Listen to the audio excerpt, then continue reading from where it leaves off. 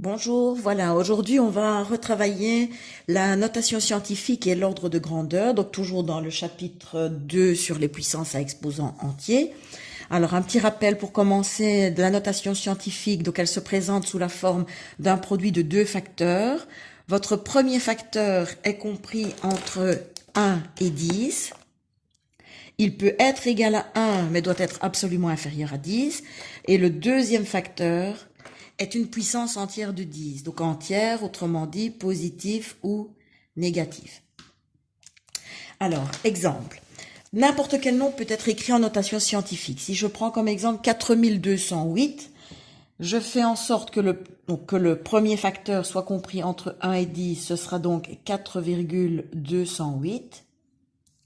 Ensuite, je me dis, voilà, la virgule, je viens de la placer entre le 4 et le 2. Si elle doit reprendre sa position initiale, je dois la déplacer de 3 rangs vers la droite. Je dois donc multiplier par 10 exposant 3. Puisque le fait de déplacer vers la droite, j'augmente le nombre. Donc ce nombre-ci doit être augmenté pour récupérer 4208. Je dois donc déplacer ma virgule, je répète, de 3 rangs vers la droite, donc 10 exposant 3. Ensuite, oui, ici c'est une erreur de ma part. J'aurais dû écrire, voilà, 0,5093. Si j'écris ceci en notation scientifique, donc j'écrirai 5,093 fois, alors quelle puissance de 10? Si je place ma virgule entre 5 et 0 et qu'elle doit reprendre sa position initiale, à savoir un rang vers la gauche, ce sera donc 10 exposant moins 1. Alors maintenant, un grand et un petit nombre. Un grand nombre comme 320 000, je prends donc les chiffres significatifs en laissant tomber les zéros, j'ai donc 32. 32 est trop grand, elle dépasse 10. Donc j'écris 3,2 fois quelle puissance de 10. Donc si la virgule est placée entre le 3 et le 2, qu'elle doit reprendre sa position initiale à l'extrémité droite du nombre, à savoir 5 rangs plus loin, donc je la déplace de 1, 2, 3, 4, 5 rangs vers la droite, donc 10 exposant 5. Dans le dernier nombre, je m'intéresse au chiffre significatif, à savoir 123. 123 est évidemment trop grand. Donc, pour que le facteur soit compris entre 1 et 10, j'écris 1,23, pardon. La virgule est donc positionnée entre le 1 et le 2. Si elle veut reprendre sa position initiale, je dois la déplacer de 1, 2, 3, 4, 5, 6 rangs vers la droite. Donc, fois 10 exposant moins 6. Voilà, donc quel que soit le nombre, il est toujours possible de l'écrire en notation scientifique, donc à savoir un produit de deux facteurs, le premier étant compris toujours entre 1 et 10, le deuxième facteur est une puissance entière de 10 avec un exposant positif pour les grands nombres, entre guillemets, et négatif pour les petits nombres. Alors, pour le calcul, il existe, donc il y a trois cas possibles. Soit le calcul se présente sous la forme d'un produit.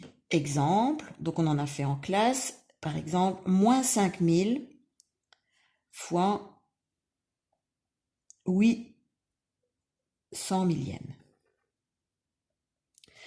J'écris le premier facteur en notation scientifique. Moins 5000, c'est donc moins 5 fois 10 exposant 3. J'écris le deuxième facteur en notation scientifique. 800 millièmes, c'est 8 fois 10 exposant, je regarde, 1, 2, 3, 4, 5 chiffres après la virgule, donc 8 fois 10 exposant moins 5. Ce qu'on fait ensuite, c'est qu'on multiplie les deux nombres qui ne sont pas des puissances de 10 entre eux, les deux facteurs, moins 5 fois 8 me donne moins 40, et je multiplie les puissances de 10 entre elles, en sachant que d'un produit de puissance de même base, je recopie la base et j'additionne les exposants. 3 plus moins 5, 3 moins 5, moins 2. Alors attention, la réponse n'est pas en notation scientifique puisque moins 40 est trop élevé. Donc je rectifie en écrivant que moins 40 c'est moins 4 fois 10. Ça c'est l'écriture scientifique de moins 40. Je recopie fois 10 exposant moins 2. Et ensuite, réponse finale. je fais en sorte forcément qu'il n'y ait que 2 facteurs, donc je regroupe les puissances de 10. Je peux sous-entendre ici l'exposant 1. J'aurai donc moins 4 fois 10 exposant 1 moins 2 me donne moins 1. Donc ça, c'est la réponse finale de ce calcul-ci. Si maintenant, au départ, j'ai une puissance, par exemple, j'ai moins 4 10 millièmes, le tout au carré.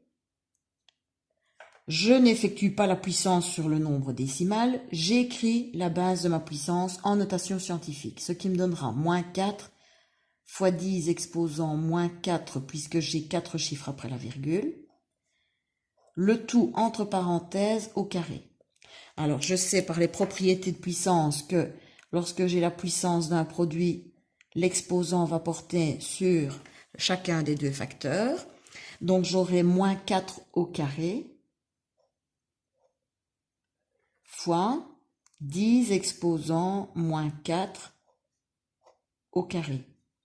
Alors, évidemment, cette étape-ci, vous pouvez la passer si ça ne pose pas de problème. Moins 4 au carré, ça donne 16. Et 10 exposant moins 4 au carré, puissance d'une puissance, je multiplie les exposants, j'aurai donc 10 exposant moins 8.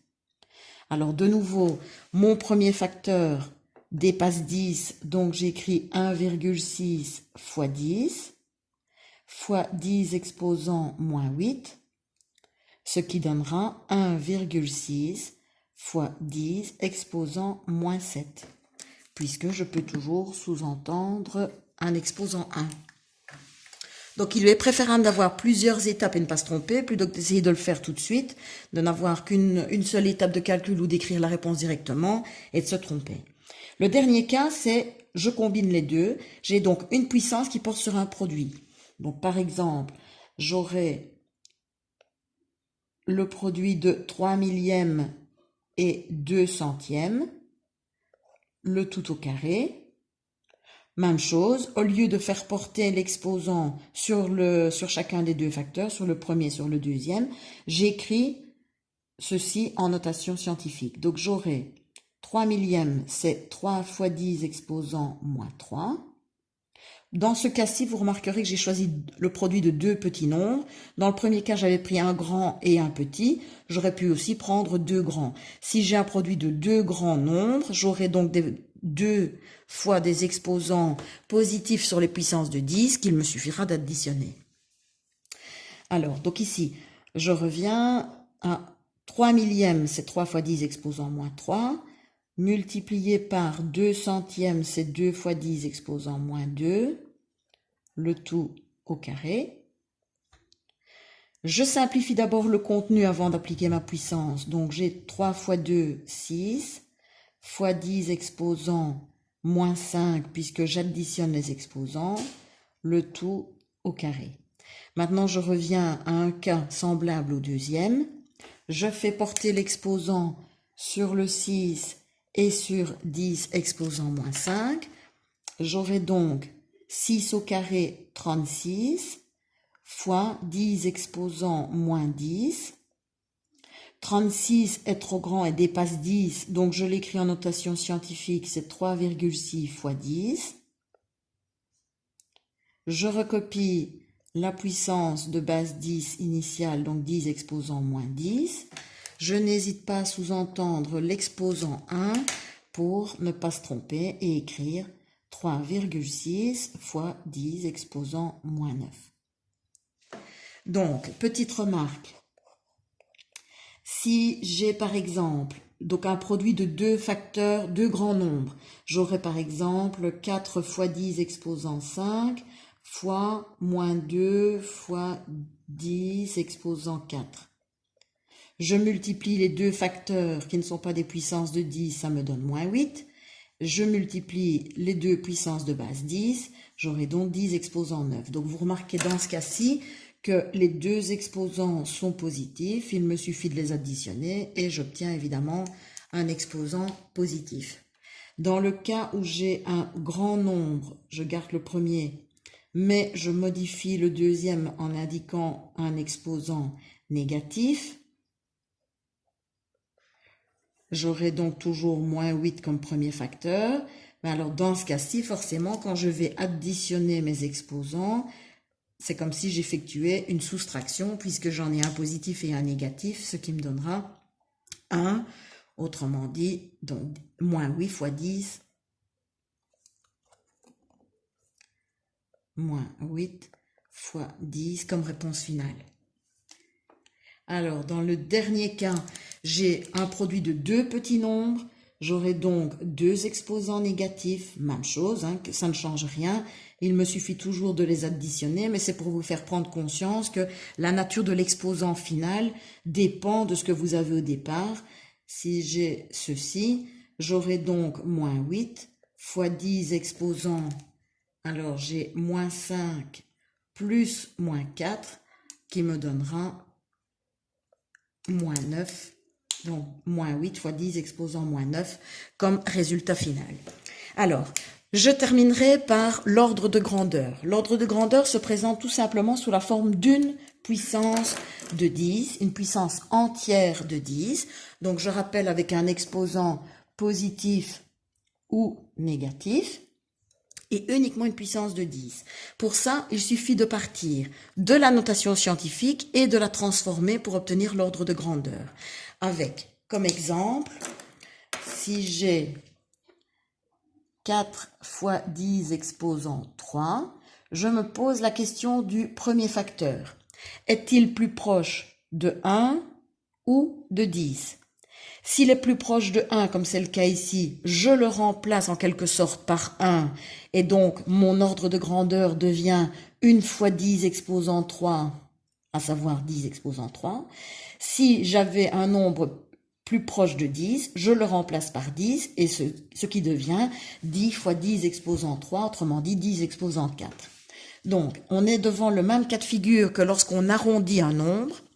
Si le premier facteur est 0, 1, 2, 3 ou 4. Je suis plus proche de 1. Si le premier facteur est 5, 6, 7, 8 ou 9, je suis donc plus proche de 10 et je le remplace par 10.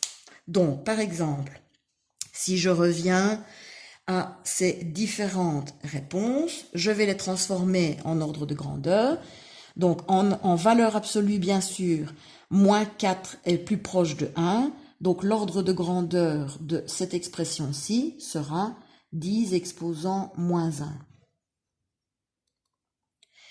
Pour le deuxième cas, 1,6 fois 10 exposant moins 7. 1,6 est plus proche de 1 que de 10. Donc, cette expression deviendra l'ordre de grandeur sera 10 exposant moins 7. Une fois 10 exposant moins 7, autrement dit 10 exposant moins 7. Dans ce cas-ci, même chose, si je demande l'ordre de grandeur, le premier facteur est associé à 1, il est plus proche de 1 que de 10, donc ça devient 1 fois 10 exposant moins 9, autrement dit 10 exposant moins 9 comme ordre de grandeur. Je prends ces cas-ci et je les transforme pour faire apparaître l'ordre de grandeur dans chacun des cas. Moins 8 fois 10 exposant 9. Moins 8 est considéré comme étant plus proche de 10. Donc, j'ai donc moins 10 fois 10 exposant 9. Autrement dit, moins 10 exposant 10. Ça, ce sera l'ordre de grandeur dans le premier cas. Moins 8 fois 10 exposant 10, même chose. Donc, moins 8 est plus proche de 10. Donc, j'aurai moins 10 fois 10, autrement dit, moins 10, pas oublier le moins 10 au carré comme ordre de grandeur.